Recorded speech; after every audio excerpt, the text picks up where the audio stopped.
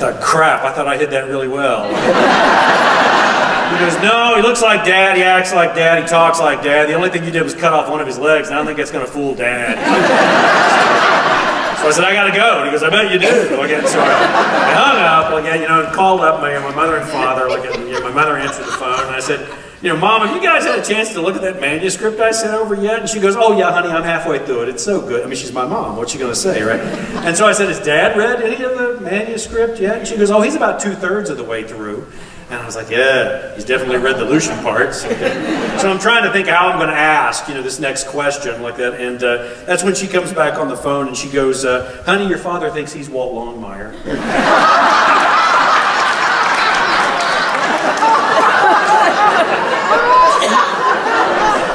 Now, those of you who've read my books, or seen the TV show, know how far apart those two characters are, right? So I'm just going to stand there with my mouth hanging open like that, and then my mother comes back on the phone and she says, let's not disabuse him of that thought, shall we?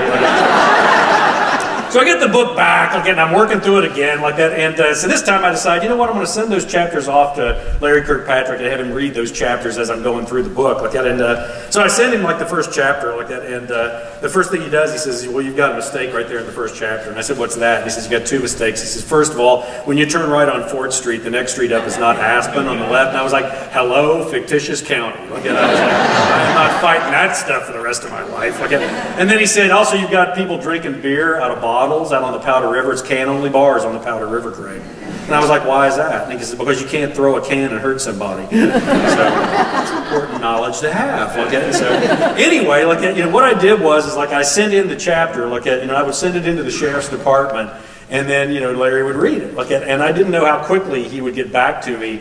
So I sent him that first chapter. And he got back to me, and it was funny because I sent it to him at 11:30 at night. It was kind of late at night when I sent it to him.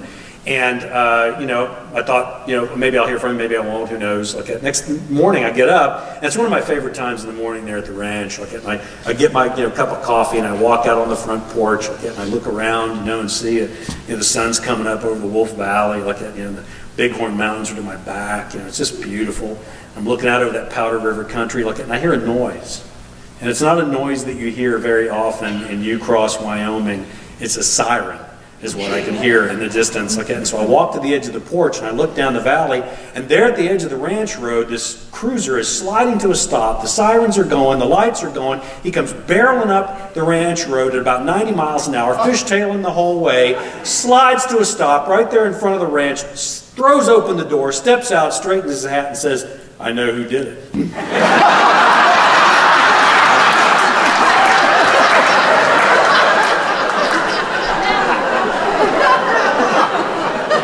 All I could think was, I must be really crappy at this, And I said, Larry, are you sure you want to guess? I mean, it's a 16-chapter book with an epilogue, and you're only 1 chapter in. And he goes, I'm a trained professional. I know who did it. And I was like, all right, well, go ahead and guess. He guessed he was wrong. I took a great deal of satisfaction in telling him that. And so he didn't say anything. He just goes, damn. And then he just climbs back in his car and shuts the door and turns around and goes back down the ranch road. I thought, well, I've lost that source, haven't I? So I'm working, for a couple of weeks. I finally get the next chapter done and I ship off the 2nd chapter. This time I was smart, though. I didn't send it that late in the evening. I sent it 2:30 in the afternoon, So I ship it in, because by that time they had email. And so I fire the thing off and send it in to him and he gets it. And the phone rings maybe 20 minutes later, and I pick up the phone, and it's Sheriff Larry. And he goes, I know who did it now. I said, Larry, you can't guess after every chapter. And he said, hell, I can. It's my county. I can guess as many times as I want. I said, well, all right, who guessed? I guessed again. He was wrong. And I told him, he guessed after every single chapter, and he never got it right. And I finally told him, I said, Larry, you know what? I'm starting to feel pretty good about my abilities as a crime fiction writer, but I'm starting to have some serious doubts about the Johnson County Sheriff's Department. He said, well, you're just changing it every time I guess. No, I'm not. But he guessed after every one, and he finally retired. But he still reads all of the books. It's really kind of wonderful to have that kind of insight. But then, what happened was the book came out, and it got really wonderful reviews.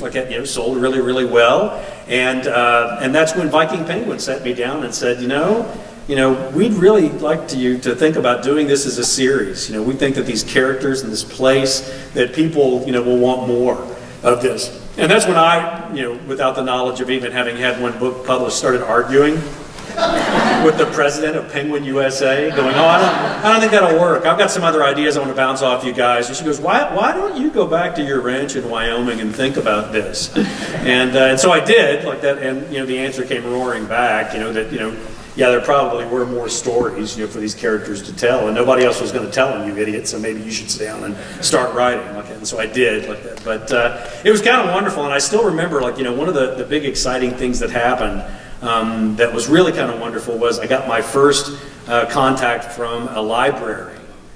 Which was really fantastic, because I'm a big believer in libraries. I mean, you can probably tell, Walt was an English major at USC when he was playing football before he got drafted, and went off and lost his deferment and went to Vietnam, and then when he gets back to Wyoming, his office is actually an old Carnegie library, and he salutes, Andrew Carnegie every time he goes out the door and everything. So, and Walt's never without a book. I grew up, in a family of readers, and our idea of hell was to be caught somewhere without a book, so you always carry a stack with you no matter where you go.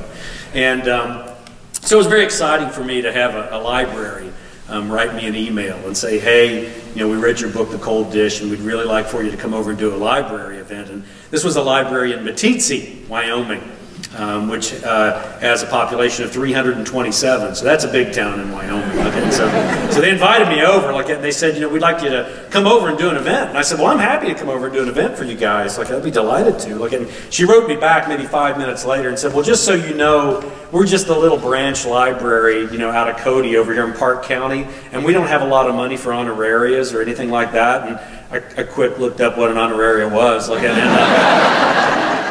wrote her back and I said, well, once you reach a certain level of literary notoriety, it's very difficult to negotiate your own honoraria. And I said, mine's the same as it's always been, a 6-pack of Rainier beer, cans preferred. And she wrote me back 3 minutes later and said, done. And the problem was this got in all of the newspapers in Wyoming.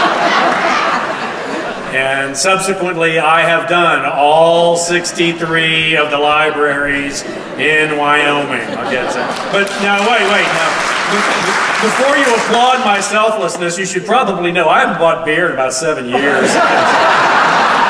It's kind of worked out mutually beneficial for both parties, to be honest with you.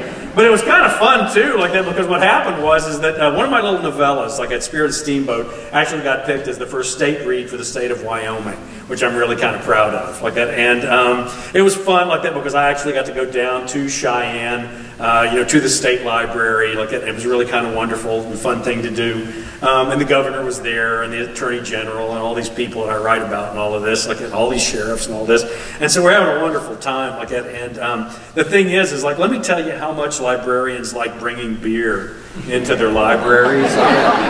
What they do is they wrap it up in brown paper with packing tape and twine and everything. So by the time they're done with it, it looks like heroin is what it looks like.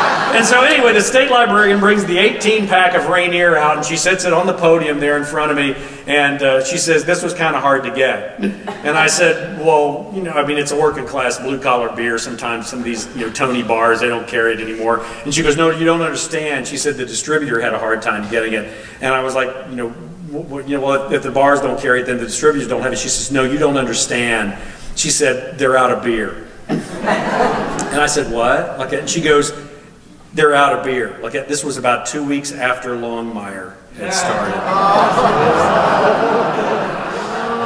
And so I thought, this sounds a little funny, I'm going to check on it. So I called, I called the national headquarters of Rainier Beer, and I called them up, and I said, are you guys the guy I'm talking to? He says, we are out of beer. We have no idea what's going on. We've been brewing this stuff since, Prohibition, and we've had a spike in sales, unlike anything we've ever had before. We have no idea what's going on. I was like, well, we have what we call in my business a clue. So I told him about Walt Longmire, and all this kind of stuff. It was really kind of a wonderful, and it's kind of been one of the strong suits for me, to be able to continue on with it And then the other part was trying to teach Robert Taylor how to say Rainier. And so that kind of brings me up to the point where we get to now, which is with the television series Longmire. And I got to admit, people ask me, they say, well, what's it like to have, your words, to have your books, suddenly, up there on the big screen doing all of this like that. And the only thing I can tell you that it's like is it's kind of like having a house plant in your home for like 7 or 8 years and then coming down to breakfast one morning and having it start talking to you is what it's like. It's wonderful, but it's kind of weird too at the same time. Like but anyway, like that, Warner Brothers came knocking on the door and said, hey, we'd like to do a TV show based on your books, like that. And I had this wonderful conversation, with the producers, like that seemed really knowledgeable about the books and all this. And one of the things they said to me, they asked me, they said, well, do you ever think about actors, whenever you think about, the characters in your books? Do you ever think about actors when you think about Walt Longmire? And I said, oh, no, I've got friends and family and people I work with, and those are all characters in my books. One of my favorite quotes is the one from Wallace Stegner on Writing and Teaching Fiction, where he says, the greatest piece of fiction ever written is the disclaimer at the beginning of every book. It says, nobody in this book is based on anybody alive or dead. What a crock that is. I mean, that's your job, to go find interesting people and put them in your books, right? I'm telling you this because if you talk with me for more than 30 seconds up here getting your book signed, you are taking your literary life in your hands.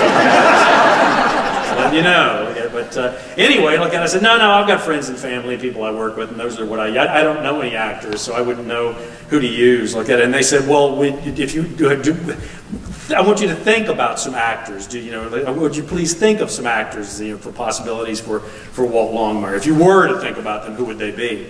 So I thought about it for a second, and I said, Joel McRae. Ben Johnson, Gary Cooper would be a good one.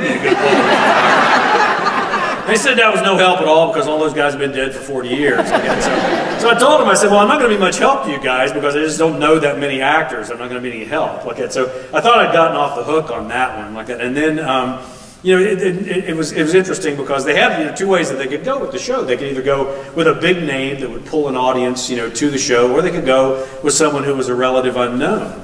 And I was kind of rooting for the unknown, I got to admit, like that, because you guys know as well as I do that, like if an actor comes along that wears one of these, like there are about 6 actors that get that role, and they're all wonderful performers, but for my money, they'd gone to the well one time too many, and you don't really look at them as the character, you look at them as this conglomeration of all these cowboy roles that they've played, like that. So I was kind of rooting for the unknown guy. Well, the problem with that, of course, is that, Walt Longmire is not exactly a spring chicken, okay? Any actor that's going to play Walt's going to have to be in their 50s, 60s, right? Well, if you're an actor and you're in Hollywood and you're in your 50s or 60s and you're still unknown, you might suck. Hollywood's always really nervous about the whole suck thing, I got to tell you. And so anyway, I figured I'd gotten out of it like that. But then what happened was that this package arrived from Warner Brothers from FedEx. And it was overnight to Ucross, Wyoming. I want you to think about that first. But anyway, it gets there. And I open it up, and all these DVDs spill out onto the kitchen table. And my wife and I are standing there looking at them. It's all the auditions for the actors that they were looking at for Walt Longmire. That's insane. Hollywood never sends that stuff to the author. They don't care what the novelist thinks about any of that kind of stuff like that. So it was kind of amazing like that, but I was back on the hook. And so, I looked at Judy and I said, well, I guess we should get going here. And so I, pulled the stack up, and we start putting the DVDs in the DVD player, and we're watching all these guys attempt to be Walt Longmire. And they're all doing a wonderful job. They're all doing a good job like that, but none of them are really kind of clicking for me. None of them are really, capturing the essence of the character. I get to the very last DVD, and the last one on the bottom says Robert Taylor. And I was like, well, they took my advice after all, didn't they? I'm glad some of you laughed. The under 30 crowd does not get that joke at all. So anyway, I pull that last DVD out and it says Robert Taylor, and I put it in the DVD player, and this guy comes on. He's a big guy, rangy, about 6'3", got lines in his face, got this gravelly voice like that, And he just looks like a Westerner, He just looks like he could be a sheriff too. Looks like he's got baggage. Looks like he's got miles on him. And so I'm liking this guy right off the bat. Like, and then he did something. Like, in the audition, you actually saw it in the pilot episode here. It's the scene where Walt goes and does the death notification is what he does. And in law enforcement, it's the absolute worst job that you can possibly get, because basically you're going to some stranger's home, that someone you've never met, like, and you're telling them that their loved one is never coming back. And it was interesting like that, because Walt has never met this woman before. He's never been in her home. And Robert Taylor was the only actor that did this. He took off his hat. I was like, that's our guy. His mother taught him basic civility. We don't have to do the job. So I'm feeling really good about Robert Taylor. It was about then that my wife sitting behind me went, oh my.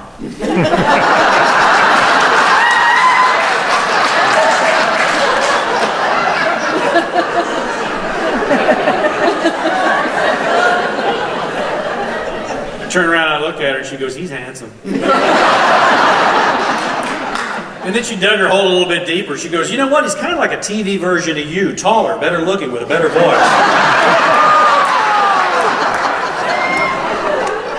I'm not as big of a fan of Robert Taylor as I used to be. But anyway, like I used to probably wrap things up like that and let you guys ask some questions like that. But it would be untoward of me not to make this statement like that. It's been really great to have the TV show with the 6 seasons that we've had it like that. And it's been just fantastic to work with all of the people that we've had the opportunity to work with. But even though I have to admit that sometimes I feel a little bit sorry for Hollywood. You know, even with all of their millions of dollars, like, and their actors and actresses and their costume and their wardrobe and the sets and all these wonderful things that they have to bring these stories to life, there's one thing that they don't have, that I have as a writer. It's called the reader's imagination. Because that's my job. Yep. My job is to labor in those fields of your imagination and set up those dominoes of words. Not too many, not too few, but stack all of those words up like that, and then just tip that first domino over. And then all your imaginations do my work for me. And for that, I thank you. Thank you.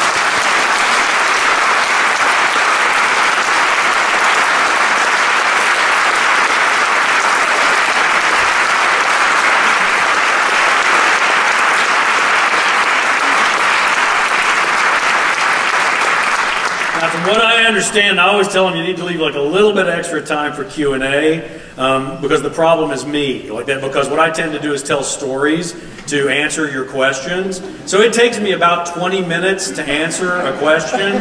So I think we have time for one question. So you guys fight it out among yourselves, like that, and we'll go from there, like that. I think we have a microphone to take around to everybody, like that, so. I was wondering if you could tell us a story from when they were shooting the final episode. Oh. You know, that's kind of tough like that, because I know it was difficult like that, because I'll be honest with you, the show really does have a reputation of being like one of those homes like that. I used to laugh like that, because whenever they would have guest stars, the guest stars would come on the show and they would love, you know, working on that show, because everybody was so welcoming and so friendly. And I think a lot of that, I got to be honest with you, kind of comes from the top down. I can share an image with you, is what I can share. We were there, you know, when they were filming, and I would go out on the set, you know, at the very first scene. Like, I would go out, you know, to what the locations were, and sometimes that would be like, you know, 4:30 or 5 o'clock in the morning. It would be really, really, really early. And so I get out there in the rental car, like, and Judy's asleep in the passenger seat, and we're headed out. It's about like maybe an hour away, like from Santa Fe, as we're driving out to get to the site, like, and I'm whistling down the road, and I'm going pretty fast, like, because I figure, you know what, it's 4:30 in the morning. Even the highway patrol is asleep now, and so I'm whistling along pretty good, like, and all of a sudden I see the taillights of a car up ahead, you know, and I'm like, God. So I slow it down a little bit, but I'm still catching up with them pretty good. And then I notice it's a van, is what it is. Like, and I get a little closer, like, and I'm pulling up beside him. It's one of those big 9-passenger vans, you know. And I look in there, and there is Robert Taylor sitting in the middle of the van with his script, studying his script, just driving along all by himself, like in that 9-passenger van with the driver in the front, like that. And I was like, he's still working. Look at that. I just think it's pretty amazing, because I think that, you know, with you, when you come onto the set for a show like that, and if you want to complain because it's cold or because, you know, I don't know, somebody was mean to you or whatever, and then you look over at him and see that he's been there since 5 o'clock in the morning and all he's doing is just being a great guy, it kind of makes you shut up, which is kind of nice. So.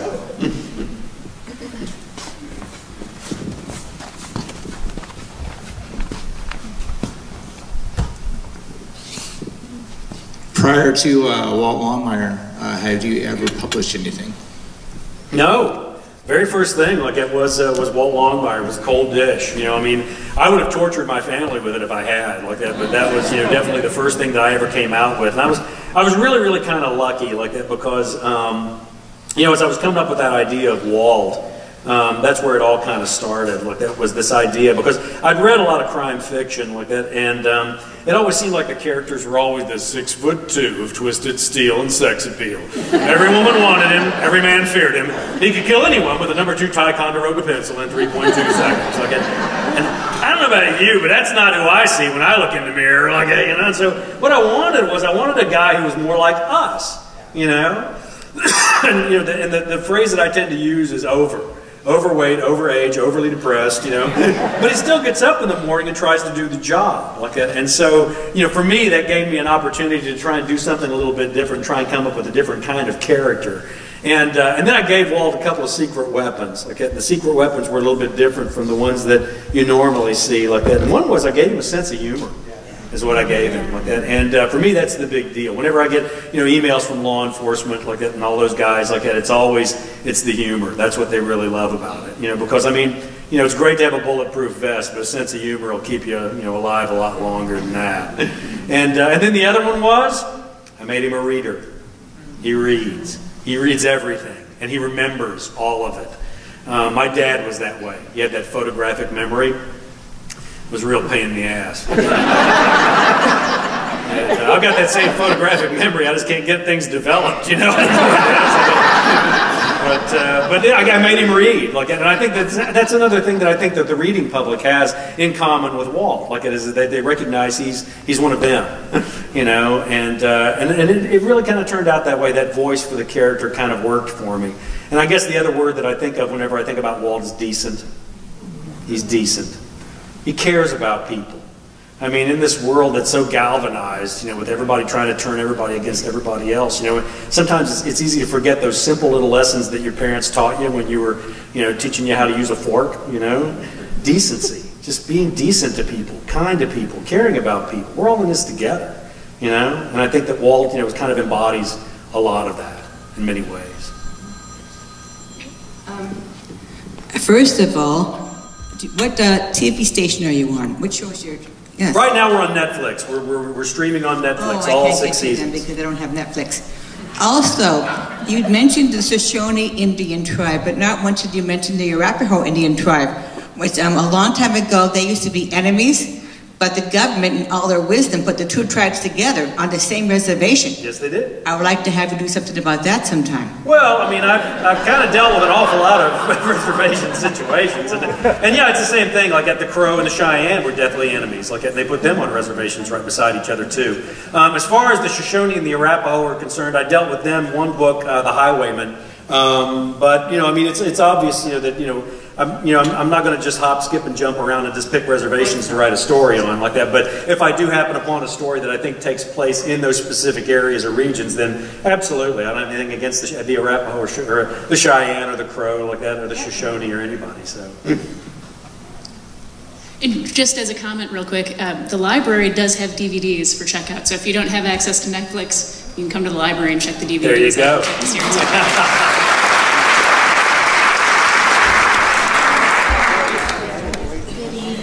Good evening. I really enjoyed this talk tonight. I want you to need to get out more. No, I do, but we love. Most book talks are much better we than love this. Longmire. Anyway, can you talk to the group here about how you developed Katie? When I first watched the show, I just didn't think she was like her dad. it ends with Katie. Ah! No, I just said it ends with Katie. There's some people you don't want to ruin six seasons. No, it ends with Katie kind of changing. So can you kind of talk about how you developed her? Because the two people seem so far apart in a lot of ways. Well, I mean, one of the things is there's some major differences like that. Well, not major differences, but some of the big differences like that between the television show and the books is that what I've discovered about television and movie writing is that they're very concerned with dramatic conflict. They constantly are trying to find what's the dramatic conflict, between these characters on a full-time basis. And so I do that a little bit, but not to the extent that they do in the television show and in the books. Or rather, in the television show. In the books, what I tend to do, I'm much more concerned about the development of character. I'm always wanting those characters to evolve, and I laugh about it, because there's a much larger arc, for me, because I firmly hope to write these books for the next 20, 30 years. In many ways, I feel as though I've only scratched the surface of a lot of these characters, and they have a long, long way to go. But it's funny though, because whenever you start out, there are a lot of people that tend to give you advice, on what it is that you should do. And I'm firmly of the belief that a series of books, kind of survives on the complexities of those characters and having their lives become more and more complex, and having things happen that they have to overcome.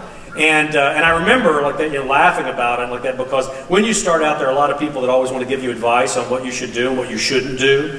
And so I remember starting out, I remember I had a lot of people, I'm sorry to use this as an example, but I have to, that said you can have sexual tension between your characters, but you can't have anything happen for 17 or 18 books. My immediate response to that was, what kind of women are you dating? Wait 17 or 18 years for something to happen, And so I broke down, and I think it was the very third book, and I had something happen between Walt and Vic, so that it complicates their lives, and just to give you an idea of just how much of a chicken I am, I wrote my first sex scene. It was 3 sentences long. That was it. And I went on tour for that book. It was Kindness Goes Unpunished. And I went on tour for that book, and I was actually down at Olympia. There was a wonderful little mystery bookstore, and I was down there, and I get there, I do the event, and there was a woman that's dying to ask a question at the end, and so I picked her out, and she goes, I want to talk to you about that sex scene in Kindness Goes Unpunished. And I was like, oh boy, here we go, and I said, yes ma'am, and she goes, it went on forever.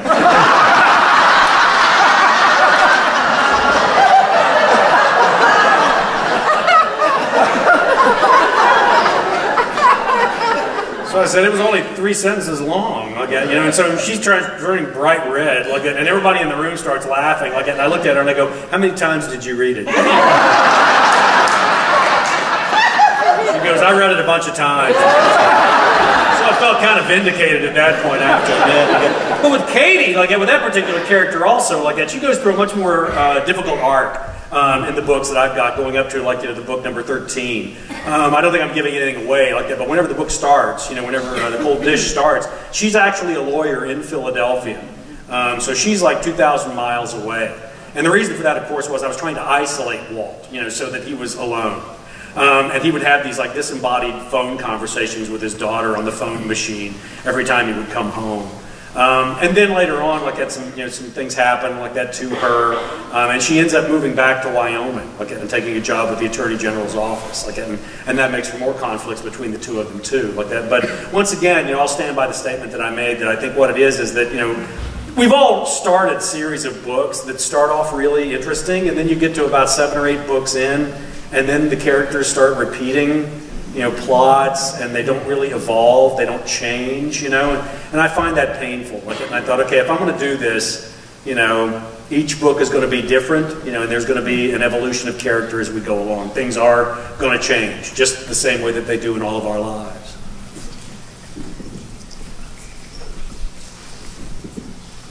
Well, she kind of took my original question. Oh no! Come on, That's all right. Come on. Henry Standing Bear. Again, there's a dichotomy between the TV version and the book version. And really, at the heart of my original question was, When you realized the arc of the TV show was going in a different direction, how did that make you feel, and how did you deal with it, and how did you move forward from there? Because you clearly love both now. Right. It actually wasn't too bad, like, because I understood that. I mean, one of the big things, like, big difficulties that they have is that they basically were working in hour-long increments. Everything was an hour long, like, and they can't get 400 pages of a book into a 42-minute teleplay. And that makes it very, very difficult. So